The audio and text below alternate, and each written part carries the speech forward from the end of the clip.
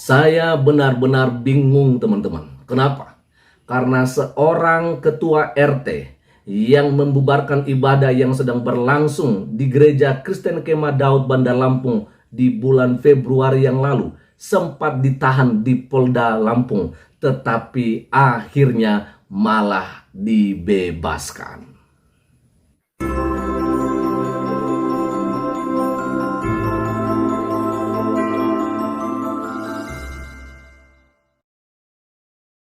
Puji Tuhan, Shalom, Assalamualaikum warahmatullahi wabarakatuh. Om Swastiwastu, Namo Buddhaya, salam kebajikan. Dan di sini kembali berjumpa dengan saya di channel Perianto Zamasi. Teman-teman, tidak lagi mau berpanjang lebar soal saya mau sampaikan apa. Saya langsung ke intinya saja, bahwa Ketua RT 12 Rajabasa Wawan Kurniawan yang membubarkan ibadah jemaat Gereja Kristen Kemah Daud di Bandar Lampung dibebaskan. Karena kenapa? Karena dinilai tidak cukup bukti lakukan penodaan agama.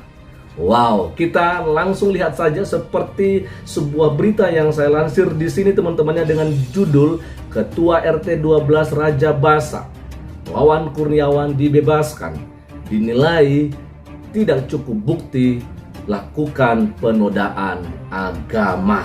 Oke, kita akan lihat saja ya. Pihak kejaksaan tidak melakukan penahanan pada Wawan Kurniawan, Ketua RT Rajabasa, usai penyidik Polda Lampung melakukan pelimpahan tersangka dan barang bukti. Ini pada hari Kamis yang lalu, 12 Mei 2023.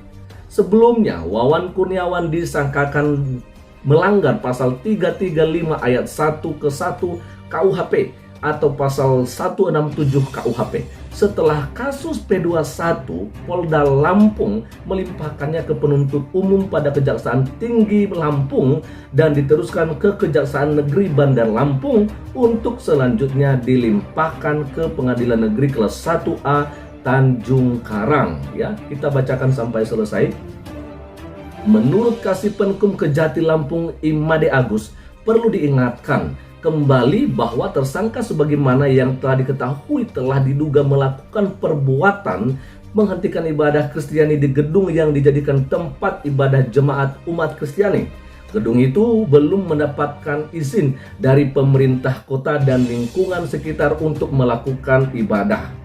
Setelah dilakukan penyelidikan oleh penyidik Polda Lampung dan koordinasi dengan penuntut umum, Kejati Lampung menilai perbuatan tersangka tidak cukup bukti untuk dikategorikan sebagai perbuatan penistaan agama.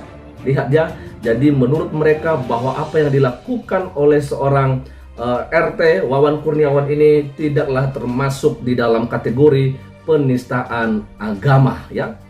Penyidik Polda Lampung atas petunjuk penuntut umum menetapkan tersangka Wawan Kurniawan melakukan perbuatan yang melanggar pasal 335 ayat 1 ke 1 KUHP atau pasal 167 KUHP karena atas perbuatan tersangka yang memasuki pekarangan rumah tanpa izin, ujarnya. Ia menambahkan, berdasarkan penerapan kedua pasal ini, disimpulkan dua pasal tersebutlah yang dituduhkan terhadap perbuatan tersangka. Jadi penanganan perkara ini hanya mengenai pasal-pasal yang terkait perbuatan tidak menyenangkan dan memasuki pekarangan rumah tanpa izin, katanya. Dan dari hasil pelimpahan tersangka dan barang bukti tersebut, tim penuntut umum Kejari Bandar Lampung tidak melakukan penahanan terhadap tersangka dikarenakan pasal yang disangkakan tidak dapat dilakukan penahanan dan juga adanya permohonan penangguhan penahanan serta adanya jaminan dari istri dan penasehat hukum tersangka. Oke, kita kembali ke belakang, teman-teman ya. Pada bulan Februari yang lalu kita dengarkan sebuah berita, ada seorang ketua RT yang melompati pagar yang sudah ditutup, yang sudah digembok, dan dia masuk tanpa izin ke pekarangan rumah atau gedung yang dipakai oleh jemaat Gereja Kristen Kemah Daud di Bandar Lampung. Lalu kemudian dia masuk itu, dia langsung menerobos masuk ke dalam gereja dan menghentikan ibadah yang sedang berlangsung. Saya nggak ngerti, teman-teman ya, Tapi kalau saya melihat apa yang dilakukan oleh seorang ketua RT ini, sungguh-sungguh kejam sekali. Ya. Kenapa? Karena orang sedang beribadah, tetapi dia malah memberhentikan ibadah yang sedang berlangsung itu. Saya nggak ngerti soal hukum, ya. Tapi yang saya tahu bahwa setiap warga negara mempunyai hak yang sama untuk melaksanakan ibadahnya. Soal tempat yang digunakan itu ada izin atau tidaknya, itu bukanlah sebuah persoalan.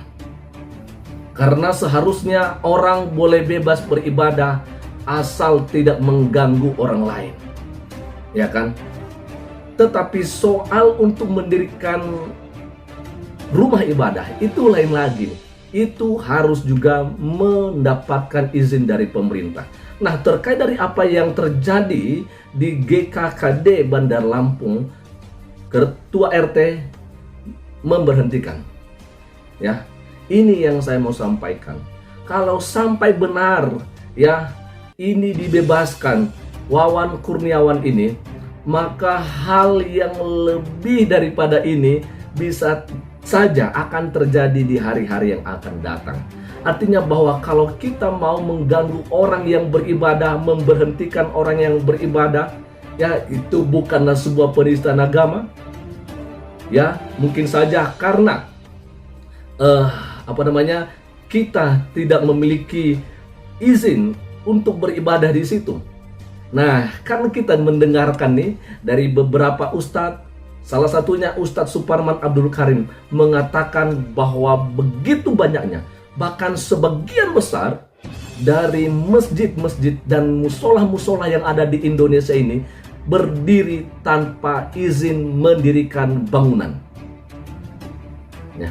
Bagaimana kalau hal yang sama dilakukan oleh seorang ketua RT yang beragama non-muslim, ya, yang beragama non-Islam, lalu dia memberhentikan ya ibadah atau sholat yang sedang berlangsung di salah satu masjid, ya, dengan alasan masjid itu tidak ada izin mendirikan bangunannya, ya, atau musola itu belum mendapatkan izin.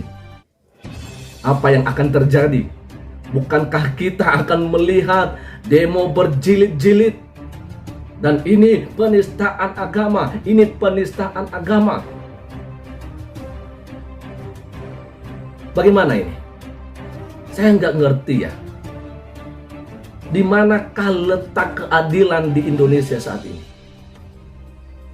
Padahal kalau misalnya kita yang melakukan hal yang sama seperti yang dilakukan oleh ketua RT ini, wow, sudah langsung dipenjarakan.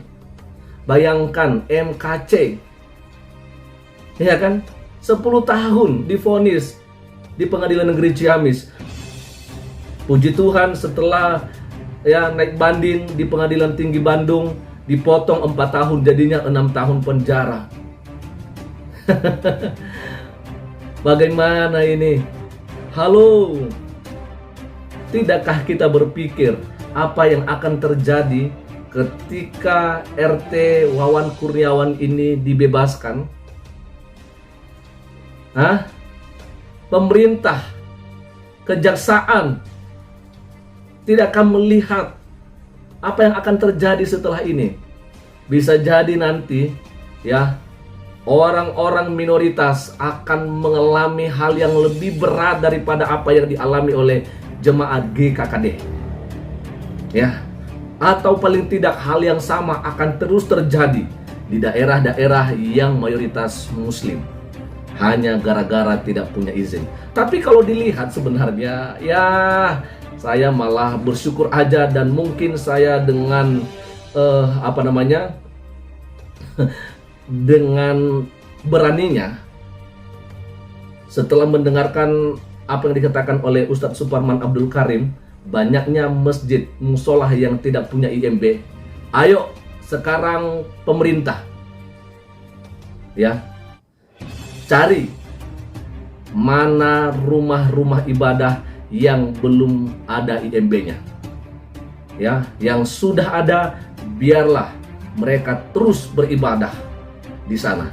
Tetapi yang tidak ada IMB-nya, ayo segera itu ditutup. Ya, biar semua adil.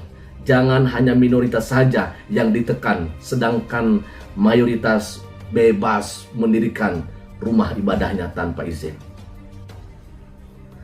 Mana keadilannya? Ayo Pak Jokowi, ayo Pak Mahfud MD, ayo Pak Menteri Agama, ayo Pak Mendagri, Pak Tito Karnavian, ayo Pak Yakut, ayo dengarkan ini. Apa yang sedang terjadi saat ini? Sepertinya tidak ada keadilan di Indonesia.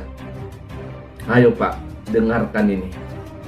Kami mohon ya, menteri-menteri, ya khususnya Menteri Agama, Menteri Dalam Negeri, ya, dan juga Pak Menko Polhukam, Pak Mahfud MD. Kami tunggu Pak, ya, Bapak sepertinya harus turun tangan dengan kejadian ini. Sangat-sangat membingungkan kita semua. Betul sekali, ini sangat membingungkan kita. Semoga saja ya, hal yang terjadi di jemaat GKKD tidak terjadi lagi. Saya takut sebenarnya. Jujur saya takut. Kalau hal ini dibiarkan, maka saya percaya ya, pasti akan terjadi. Tapi doa kami, doa saya secara khusus, kiranya Pak Jokowi sebagai Presiden Republik Indonesia boleh tergerak hatinya untuk melihat apa yang sekarang sedang terjadi di bangsa kita yang kita cintai ini. Sekian saja dari saya untuk sore hari ini, dan Tuhan Yesus memberkati kita semua. Shalom. Assalamualaikum warahmatullahi wabarakatuh. Om Swastiastu, Namo Buddhaya, Salam Kebajikan, NKRI harga mati.